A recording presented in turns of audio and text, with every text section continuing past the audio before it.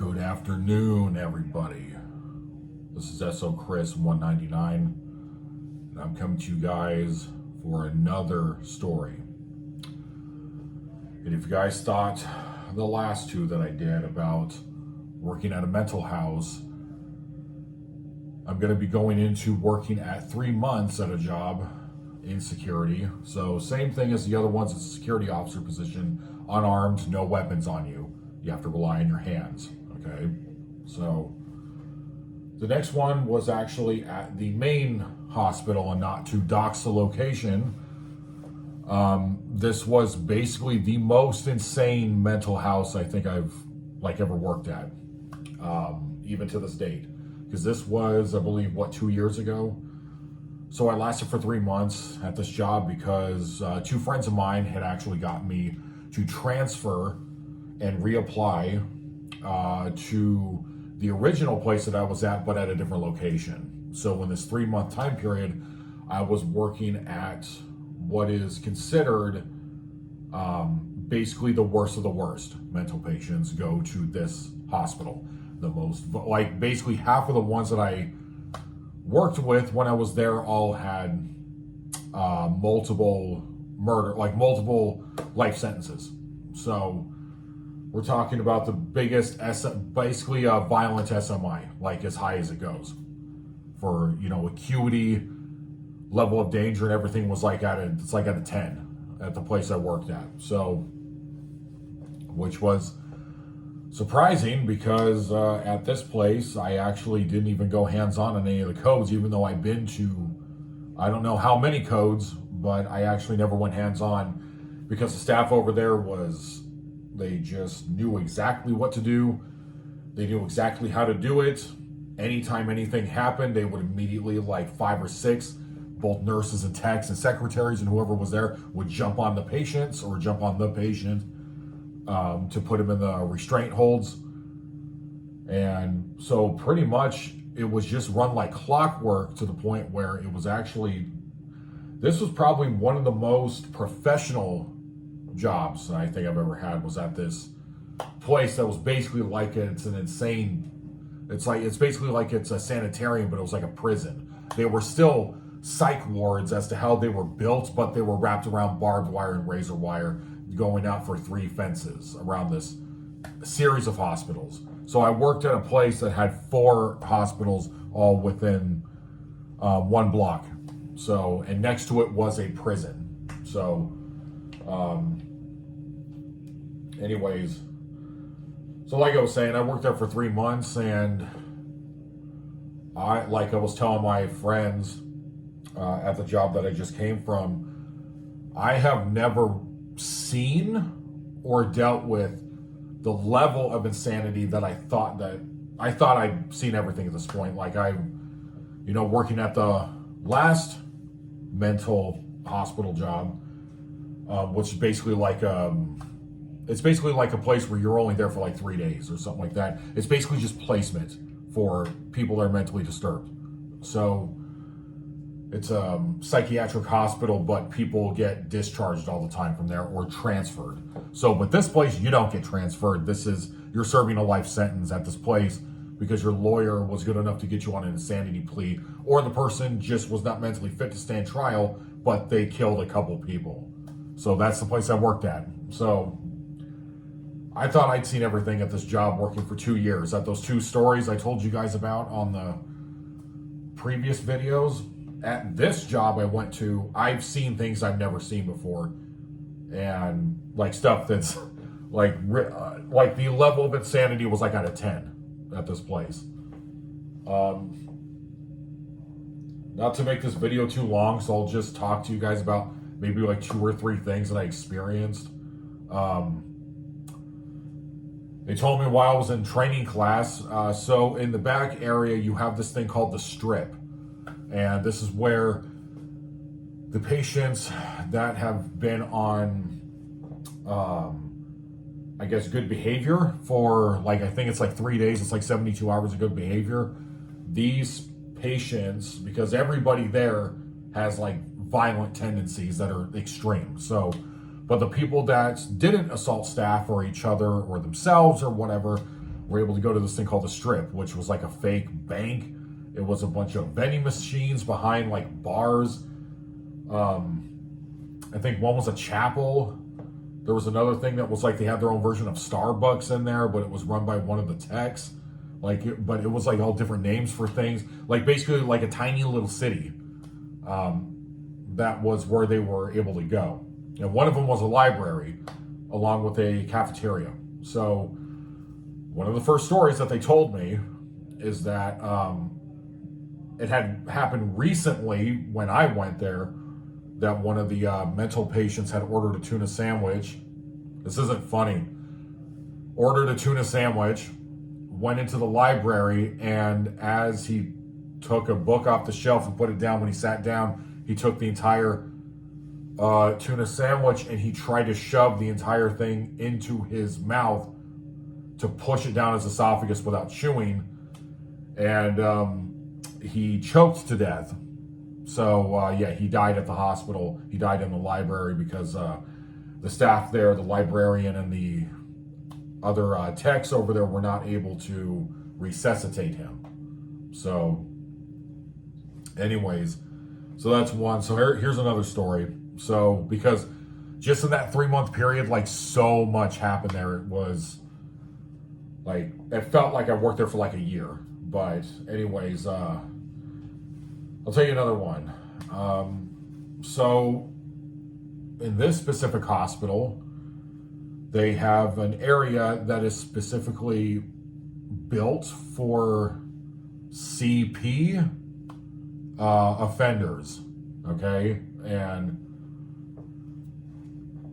I don't know what words to use exactly. It's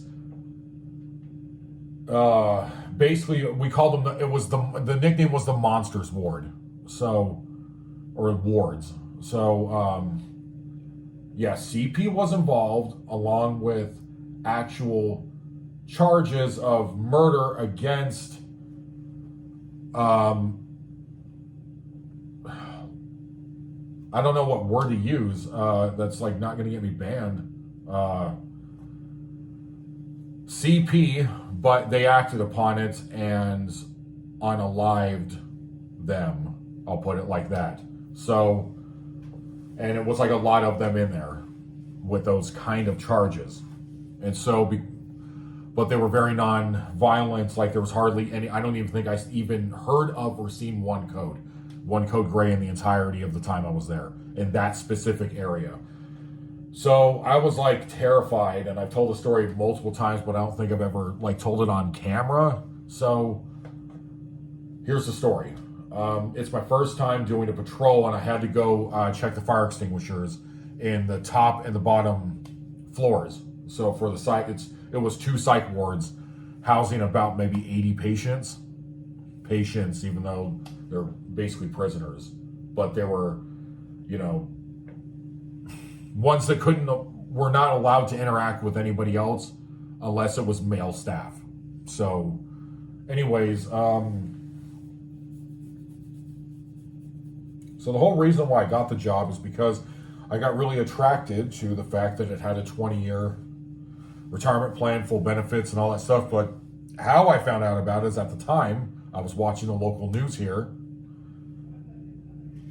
And what was on the local news is a patient had beat another patient to death on the surveillance camera. And on on the local news, they actually showed the footage of, it was blurred in some part. In one part it was blurred, but basically one patient, he beat his bunkie to death in the hallway, like just with his fist. But this guy that he beat had to have been like in his high 80s, like early 90s, like something like that. And this guy that beat him was in his 40s. So anyways, so I go down and my supervisor is telling me this is how you have to do the patrol when you are booked to come to this area. So when I went in, he looked at me and he said, you remember that guy who beat his bunkie to death on the news? That's him.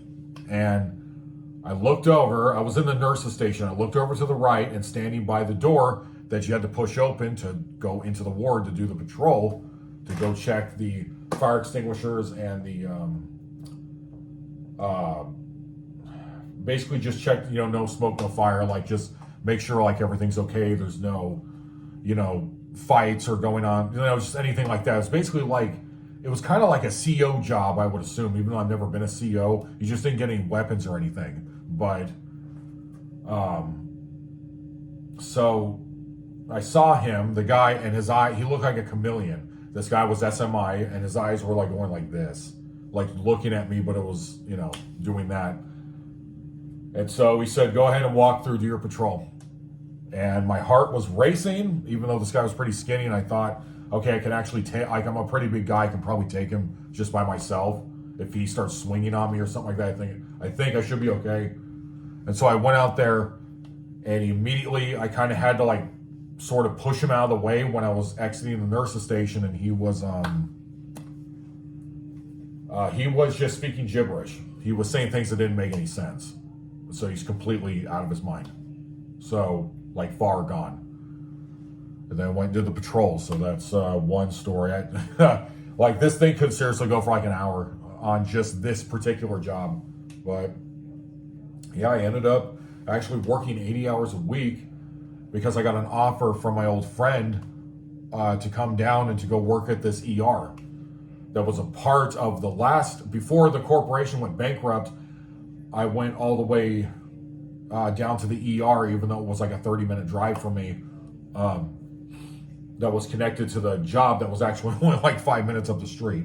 So, but this one's a psychiatric hospital. The other one was an actual ER with 3 levels. So I went over there to become the shift lead for more money and Monday through Friday schedule, and to basically just help out and train the new guy. And basically he put a team under me.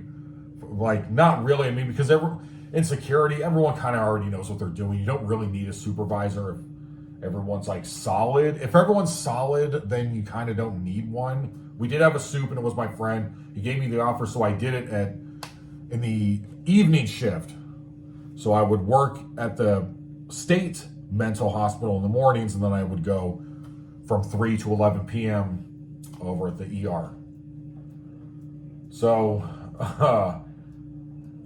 last story I'll tell is, and keep in mind, I'm not going to dox anyone, no names, so, because it's a HIPAA violation. So, anyways, the last one that I can remember is the one I probably told the most.